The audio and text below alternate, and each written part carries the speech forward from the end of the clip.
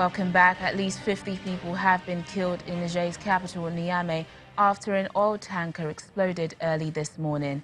Reports say the tanker overturned near the main airport and the victims were siphoning fuel when the explosion occurred. At least 30 people have been taken to hospital. The Prime Minister, Brigi Rafini, and several other ministers have visited the scene and have also gone to see some of the injured in hospital.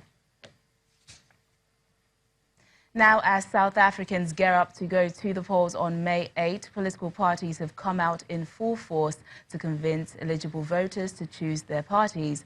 Over 26 million people are expected to take to the polls on Wednesday in what has been dubbed South Africa's most highly contested elections. Our South Africa Bureau Chief Betty Dibia has more. Whilst the usual rhetoric, electoral promises and scorecards of those who have tasted office, every party colour made a showing at their chosen arena across the country. Of the best municipalities in the country, 15 of them out of the 20 are run by the TA. Amanda, who not, Kamasa, who not, Kita, Kilame, Kilakavata, Samarumbo, Samarumbo. We know that we are going to be the government of tomorrow. We are going to be the government after the 8th Bayatanda, Noma Batandi. Now is the time. Vote ANC. Vote ANC.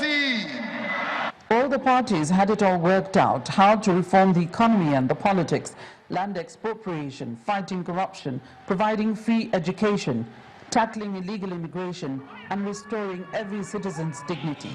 We asked political experts what they made of the speeches. Well, I think there's promises that are doable and some are just outright nonsensical. For parties that will never govern, they can always make as much claims on what they can do, precisely because they know they won't be responsible. But when you're a party in government, you become very circumspect about what you say. It's the same old rhetoric followed by all political parties. Nothing in terms of surprises, and one might be a bit critical at the somewhat of a lack of substance when it comes to policy issues. Now, this was deliberately done given the fact that all parties needed to extend themselves fully to their constituencies, and in particular, try to attract the attention of the voters who have not decided yet. This Monday, special votes are being cast across the country by those like the police, IEC officers, or even journalists who would be busy on May the 8th. That includes you. You vote right. On the streets, we asked some what they're expecting their votes to accomplish. I have like a bit of trust issues because if you look at South Africa right now, we still got a lot of poverty going on, like crime rates, especially unemployment. There's a lot of people who are unemployed. So like these people are the same people who told like ANC they're gonna make a difference, but if you look at things, they're still the same. Right now I'm conflicted. I like the ideologies of the EFF, but then I find that Julius Malema is too radical for me. So it's a thing of, would I risk it or should I just stick to like the smaller parties? I'm not sure if they can keep their promises, but if they can, then I'm definitely sure that South Africa is going to be doing quite awesome. National and provincial elections will take place on Wednesday the 8th, and this will be coming 25 years after the first multiracial vote in South Africa in 1994, from which global icon Nelson Mandela emerged as the first black president of the country. From Johannesburg, South Africa, Betty Dibia, Channels Television News. Now, thousands of people are still living in tents after the devastating cyclone Kenneth swept across northern Mozambique. The cyclone, which arrived in the region on April the 25th, killed 41 people and damaged over tens of thousands of houses. Following Cyclone Kenneth, the strongest storm on record to hit Mozambique, many areas in the northern region of the country are still recovering. More than 4,000 people remained homeless after the disaster, and 1,500 of them are still living in 5 temporary settlements across the region. When the flood started to grow, I suggested my family to move out and then watch from outside of this zone. And we did exactly the same. And I guess it was the correct decision. The island has gone short of medicine as the cyclone damaged local hospitals and destroyed many medical equipment. The government has given out water purifiers amongst the local people to prevent possible outbreak of cholera after the disaster. The cyclone has cut off roads, electric power lines and telecommunication cables. It also hit the local fishery, the main source of livelihood on the island.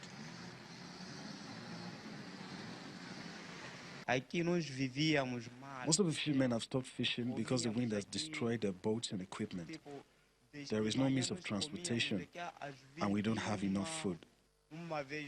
Cyclone Kenneth struck just 6 weeks after Cyclone Idai destroyed the port city of Beira, further south, and brought deadly floods, submerging entire villages, vast swathes of land, and 700,000 hectares of crop.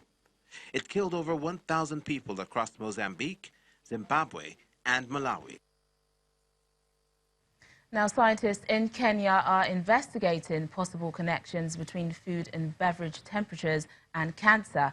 Preliminary findings suggest that people who like their food and beverages to be warmer than 60 degrees Celsius are at a higher risk of developing cancer. In Kenya, hot food is widely believed to be healthier, while cold food is viewed as dull and unsatisfying. Most people prefer hot or warm food because this is the cold season. If you eat cold food, it will affect you. But if you eat hot food, you will feel warm and energetic.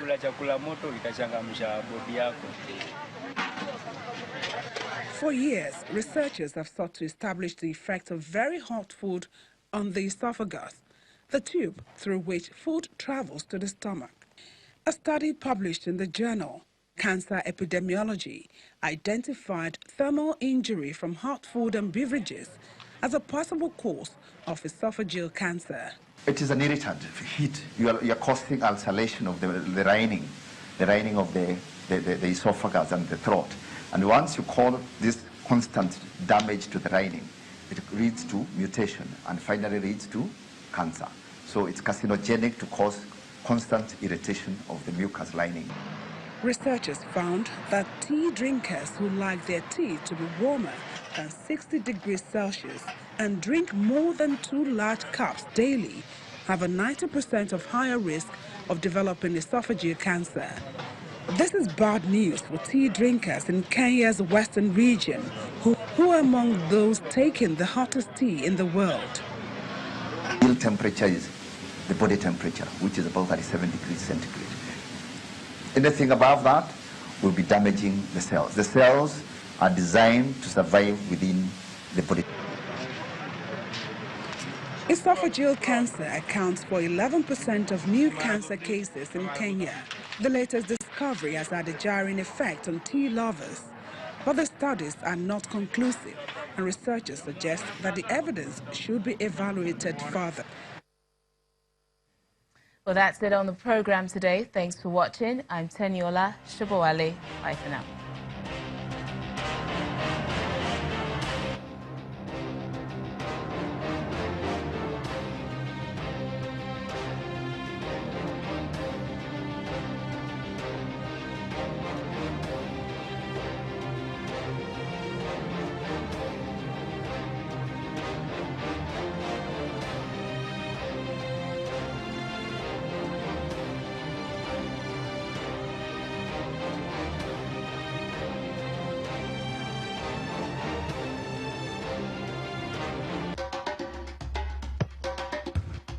Enter into the world of grassroots football clubs. It's season 11 as Channels Television, in collaboration with Eco Football, brings you the biggest stage in youth football development in Nigeria.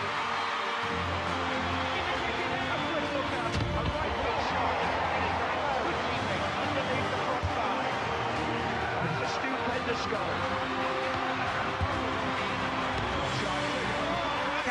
excitement as school teams do battle for the ultimate prize. 15 minutes gone. A phenomenal goal. Brilliant goal. What an equaliser.